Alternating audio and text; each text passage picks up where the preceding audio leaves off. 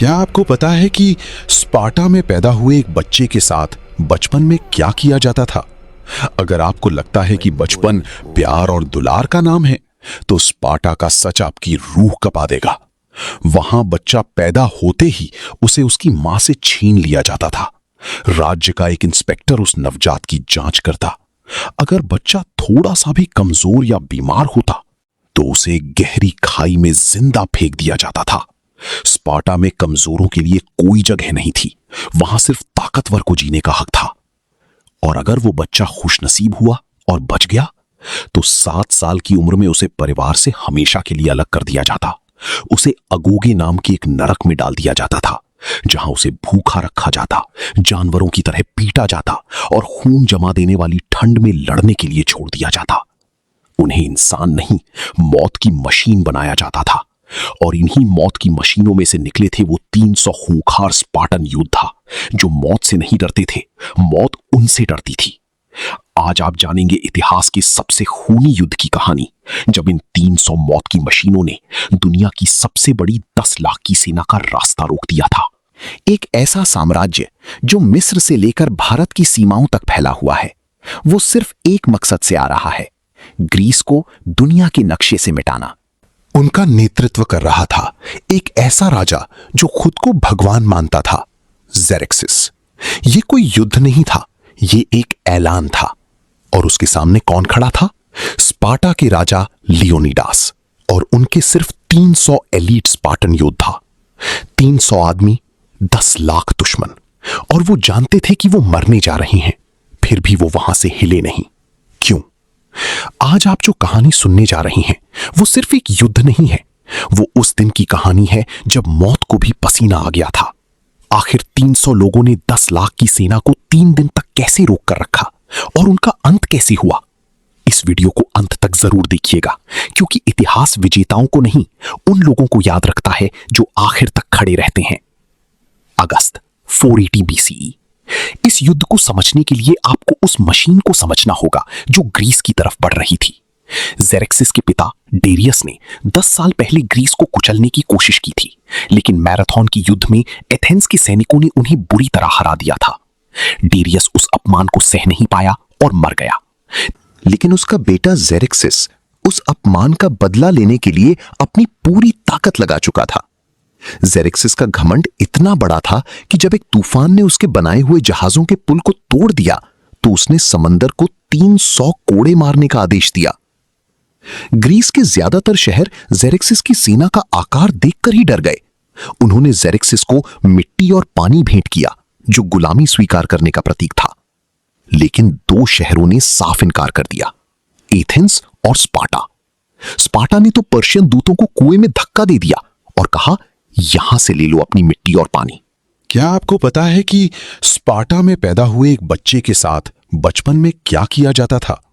अगर आपको लगता है कि बचपन प्यार और दुलार का नाम है, तो स्पार्टा का सच आपकी रूह कपा देगा। वहां बच्चा पैदा होते ही उसे उसकी मां से छीन लिया जाता था। राज्य का एक इंस्पेक्टर उस नवजात की जांच करता। अगर बच्चा थोड़ा सा भी कमजोर या बीमार होता, तो उसे गहरी खाई में जिंदा फेंक दिया जाता था। स्पार्टा में कमजोरों के लिए कोई जगह नहीं थी, वहां सिर्फ ताकतवर को जीने का हक था। और अगर वो बच्चा खुशनसीब हुआ और बच गया, तो 7 साल की उम्र में उसे परिवार से हमेशा के लिए अलग कर दिया जाता। उसे अगोगे नाम के एक नरक में डाल दिया जाता था, जहां उसे भूखा रखा जाता, जानवरों की तरह पीटा जाता और खून जमा देने वाली ठंड में लड़ने के लिए छोड़ दिया जाता। उन्हें इंसान नहीं, मौत की मशीन बनाया जाता था। और इन्हीं मौत की मशीनों में से निकले थे वो 300 खूंखार स्पार्टन योद्धा, जो मौत से नहीं डरते थे, मौत उनसे डरती थी। जब एक स्पार्टन योद्धा युद्ध के लिए जाता था, तो उसकी मां उसे ढाल देते हुए सिर्फ एक बात कहती थी, वापस आना तो इस ढाल के साथ आना, या फिर इस ढाल पर मर कर आना, विथ इट और ऑन इट। लेकिन थर्मोपाइली जाने से पहले राजा लियोनिडास के सामने एक बड़ी मुश्किल थी। स्पार्टा में एक पवित्र धार्मिक त्योहार कार्निया चल रहा था, और कानून के अनुसार त्योहार के दौरान सेना युद्ध के लिए नहीं जा सकती थी। साथ ही ऑरेकल ने एक खौफनाक भविष्यवाणी की थी, या तो स्पार्टा तबाह हो जाएगा या स्पार्टा के एक राजा को मरना होगा। लियोनिडास को पता था कि उसका वापस आना नामुमकिन है, इसलिए उसने पूरी सेना नहीं ली। उसने अपनी पर्सनल बॉडीगार्ड यूनिट से सिर्फ उन 300 आदमियों को चुना जिनके घर में एक बेटा वारिस मौजूद था, ताकि जब वो वहां मरे तो उनका वंश खत्म ना हो। लियोनिडास एक सेना नहीं, एक बलिदान इकट्ठा कर रहे थे। लियोनिडास बेवकूफ नहीं था। वो जानता था कि खुले मैदान में 10 लाख की सेना से लड़ना आत्महत्या है, इसलिए उसने युद्ध के लिए एक खास जगह चुनी, थर्मोपाइली, जिसे हॉट गेट्स कहा जाता था।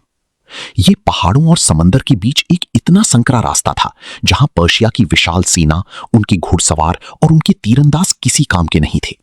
यहां लाखों की सेना का कोई मतलब नहीं था, क्योंकि एक बार में सिर्फ कुछ ही सैनिक आगे आ सकते थे। जेरेक्सिस ने अपनी सेना रोकी। उसे लगा स्पार्टन्स उसकी सेना देखकर ही भाग जाएंगे। उसने 4 दिन इंतजार किया।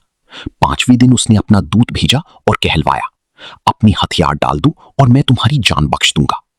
लियोनिडास ने मुस्कुराते हुए इतिहास के सबसे मशहूर 2 शब्द कहे, मूलॉन लाबी, कम एंड टेक देम। हिम्मत है तो आकर ले लो। जेरेक्सिस आग बबूला हो गया। उसने अपने 10,000 सैनिकों की पहली लहर मीड्स और सिसियंस को भेजा। आदेश था, इन ग्रीक्स को जिंदा पकड़कर लाओ। लेकिन जैसे ही पर्शियन सैनिक उस संकरे रास्ते में घुसे, उनका सामना कांसे की एक अभेद्य दीवार से हुआ। स्पार्टन्स की फैलिंग्स फॉर्मेशन एक मशीन की तरह काम कर रही थी। आगे की लाइन ढाल से रोकती और पीछे से 8 फुट लंबे भाले पर्शियंस को चीर देते। जो कोई भी उस दीवार से टकराता मारा जाता। स्पार्टन्स थके हुए सैनिकों को पीछे करते और फ्रेश सैनिकों को आगे लाते। खून की नदियां बहने लगीं।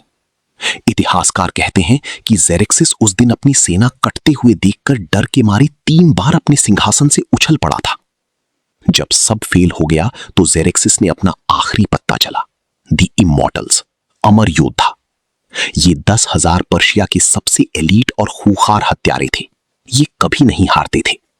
लेकिन थर्मोपाइली के उस संकरे रास्ते में स्पार्टन्स की ट्रेनिंग के आगे पर्शिया के सबसे खूंखार हत्यारे भी बच्चे लग रहे थे। 2 दिन तक दुनिया की सबसे बड़ी सेना स्पार्टन भालों के सामने लाशें बिछाती रही, लेकिन स्पार्टन्स 1 इंच भी पीछे नहीं हटे। स्पार्टन्स को कोई सामने से नहीं हरा सकता था। लेकिन दूसरे दिन की रात वो हुआ जिसने इतिहास का रुख बदल दिया। एफियाल्टिस नाम का एक ग्रीक गद्दार सिर्फ कुछ सोने के सिक्कों के लालच में जेरेक्सिस के पास गया। उसने जेरेक्सिस को पहाड़ों के बीच से जाने वाला एक गुप्त रास्ता, एनुपाया ट्रेल, बता दिया, जो सीधे स्पार्टन्स के पीछे निकलता था। अब ये पास को रोकने की लड़ाई नहीं थी, ये स्पार्टन शान की लड़ाई थी। लियोनाइडस ने अपनी ढाल की दीवार फैलिंग्स तोड़ दी और वो खुले रास्ते में पर्शियंस पर टूट पड़े। वे सिर्फ मरने का इंतजार नहीं कर रहे थे, वो भागते हुए उस विशाल साम्राज्य से टकरा गए। जब उनके भाले टूट गए तो उन्होंने अपनी तलवारें निकाल ली। जब तलवारें टूट गईं तो वे अपने हाथों से, अपने नाखूनों से और अपने दांतों से दुश्मनों को फाड़ने लगे। उसी भीषण युद्ध में राजा लियोनाइडस मारे गए। पर्शियंस उनके शव को ले जाना चाहते थे, लेकिन स्पार्टन्स ने अपने राजा की लाश को बचाने के लिए 4 बार दुश्मन की सेना को पीछे धकेल दिया। अंत में जेरेक्सिस को समझ आ गया था कि इन राक्षसों को करीब से नहीं मारा जा सकता। उसने दूर से तीरों की बारिश करने का आदेश दिया और तीरों की उस काली बारिश ने स्पार्टा के उन महान 300 योद्धाओं को हमेशा के लिए सुला दिया।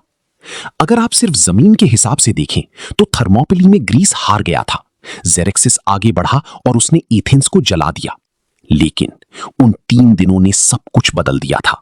उन 300 स्पार्टन्स ने पूरे ग्रीस को यह दिखा दिया था कि पर्शियंस को भी खून आता है। Persia bleeds.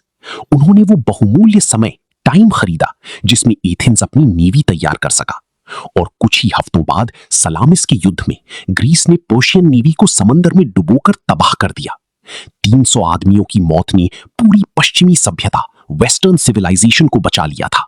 आज भी थर्मोपाइली में उन योद्धाओं की याद में एक पत्थर लगा है जिस पर लिखा है, ए मुसाफिर, जा और स्पार्टा में कह दे कि उनके कानूनों का पालन करते हुए हम यहां सोए हुए हैं। इतिहास कभी विजेताओं को याद नहीं रखता दोस्त। इतिहास उन्हें याद रखता है जो जानते हैं कि उनकी मौत निश्चित है, फिर भी वो 1 इंच पीछे नहीं हटते। दोस्तों, अगर इस 300 स्पार्टन्स की कहानी ने आपके भी रोंगटे खड़े कर दिए हैं तो इस वीडियो को तुरंत लाइक करें और अपने दोस्तों के साथ शेयर करें। और ऐसी ही इतिहास की अनकही और रहस्यमयी कहानियों के लिए हमारे चैनल को सब्सक्राइब करना ना भूलें। कमेंट में लिखकर बताइए, अगर आपको कभी स्पार्टन्स की तरह खड़ा होना पड़े तो क्या आप हार मानेंगे या लड़ेंगे? देखने के लिए धन्यवाद।